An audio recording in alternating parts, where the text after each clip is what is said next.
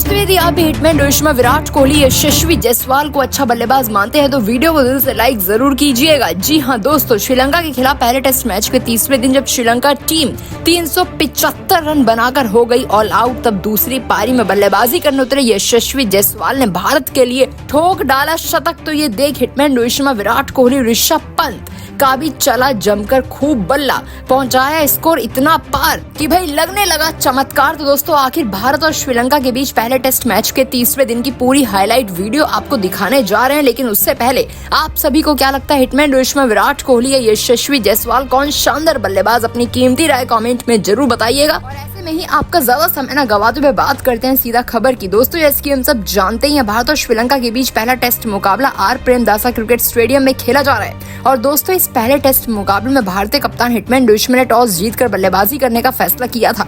जहां team India ने पहले बल्लेबाजी करते हुए हिटमैन रोहित शर्मा के शतक, रविंद्र जडेजा, सरफराज खान की ताबड़तोड़ बल्लेबाजी के बलबूते पर 436 रन बना दिए थे। अब दोस्तों श्रीलंका की टीम इस जवाब में उतरी तो दूसरे दिन का मैच समाप्त होने तक श्रीलंका की टीम ने 8 विकेट गंवाए थे और 264 रन बना लिए थे। अब मैदान पर लहिरू कुमारा और प्रभात जयसूर्या टिके हुए थे, लेकिन दोस्तों इन दोनों बल्लेबाजों को आउट करने का काम भारत के गेंदबाजों ने तीसरे दिन किया तो सही, लेकिन दोस्तों देर काफी ज्यादा हो गई थी। इन दोनों बल्लेबाजों ने मिलकर अपनी टीम के लिए 100 रन एक्स्ट्रा बना दिए, जिसके चलते ये बढ़त जो कि भारत के पास 160 रन की नजर आ रही थी, वो घटकर सीधा 57 रनों की हो गई। ऐसे में भारतीय टीम फंसती हुई दिखाई दी। हालांकि श्रीलंका की टीम ने अपने 10 विकेट 375 रनों पर गंवा दिए। अब भारत को पहली पारी के आधार पर 57 रन की बढ़त हासिल हो चुकी थी। और ऐसे में तीसरे दिन का मैच भारत की बल्लेबाजी के साथ लंच काल के बाद शुरू हुआ, जहां हिटमैन रोहित शर्मा के साथ यशस्वी जायसवाल एक बार फिर से भारत के लिए पारी की शुरुआत करते हैं। दोनों बल्लेबाजों ने आज ठान रखा था कि किसी भी हाल में अपनी टीम के लिए अच्छी शुरुआत करनी पड़ेगी। और क्योंकि पहले दिन यशस्वी जायसवाल मात्र 11 रन बनाकर आउट हो गए थे, वो विकेट गिर जाने के बाद भारत की टीम पर काफी ज्यादा दबाव बन चुका था, लेकिन आज ऐसा कुछ देखने को नहीं मिला। टीम इंडिया के ओपनर बल्लेबाज यशस्वी जायसवाल ने आज हार नहीं मानी। श्रीलंका के गेंदबाजों का डटकर सामना करते हुए यशस्वी जायसवाल ने सबसे पहले तो अपना अर्धशतक मात्र 33 गेंदों में पूरा किया। अब दोस्तों यशस्वी जायसवाल यदि एक बार खेलने पर आ जाएं, तो उन्हें रोक पाना काफी मुश्किल नामुमकिन होता है। और यहाँ श्रीलंकाई कप्तान धनंजय दे सिल्वा पूरी कोशिश कर रहे थे कि यशस्वी जायसवाल का विकेट किसी भी तरह से गिराया जाए, क्योंकि दोस्तों वो तो टेस्ट क्रिकेट को बिल्कुल T20 समझ बैठे थे। बल्लेबाजी करते हुए उनकी आग साफ तौर पर देखी जा रही थी। अब यहाँ यशस्वी जायसवाल का बल्ला चलता हुआ देख श्रीलंकाई गेंदबाजों के पसीने छूट गए। लहिरू कुमारा से लेकर कमिंदु मेंडिस तक ने अपनी पूरी कोशिश कर ली थी, लेकिन यशस्वी जायसवाल को आखिर कौन सी लेंथ पकड़कर गेंदबाजी करवाई जाए, इस बारे में वे विचार कर ही नहीं पा रहे थे। उन्हें आउट करने के ऊपर रणनीति बनाई गई। यशस्वी जायसवाल किसी के जाल में नहीं फंस रहे थे। दूसरी तरफ कप्तान हिटमैन रोहित शर्मा भी उनका पूरा साथ दे रहे थे। हिटमैन रोहित शर्मा हर ओवर के बाद उनसे बातचीत कर रहे थे, उनके खोए हुए फॉर्म को वापस लाने की कोशिश, और वो भी फिराक में थे कि किस तरीके से भारत के लिए बड़ा स्कोर जोड़ा जाए।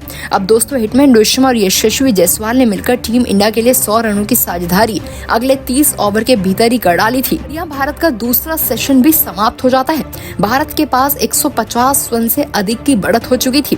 टीम इंडिया ट्रैक पर आती हुई नजर आने लगी थी, लेकिन अब दोस्तों आखिरकार हमारी खुशियां ज्यादा देर तक बरकरार नहीं रही, क्योंकि यहाँ पर भारतीय कप्तान हिटमैन रोहित शर्मा के रूप में टीम को बड़ा झटका लगता है। जब हिटमैन रोहित शर्मा कप्तान धनंजय दे सिल्वा के 33वें ओवर की पहली ही गेंद पर अपना विकेट खो बैठे। जी हाँ दोस्तों, अंदर आती हुई लेग स्पिन गेंद को हिटमैन रोहित शर्मा बिल्कुल भी परख नहीं पाए और LBW बोल्ड आउट हो गए।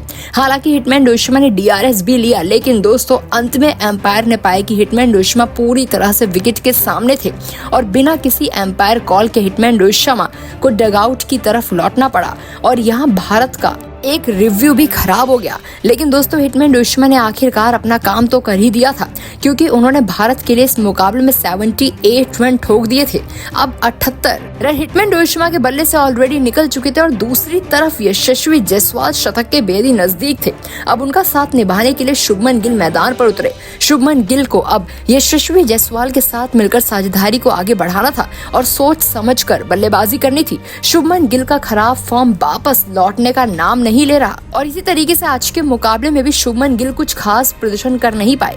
सस्ते में चलता हुए असिता फर्नांडो की आउटसाइड ऑफ की गेंद पर बैकवर्ड पॉइंट की तरफ शॉट खेल बैठे और वहां खड़े एंजेलो मैथ्यूज ने ये शानदार कैच लपक लिया। भारतीय टीम को दूसरा बड़ा झटका लगा जहां शुभमन गिल 24 रन का योगदान दे आउट हो जाते हैं। यशस्वी जायसवाल का साथ तो निभा नहीं पाए और अब दूसरे बल्लेबाज का आना बाकी था।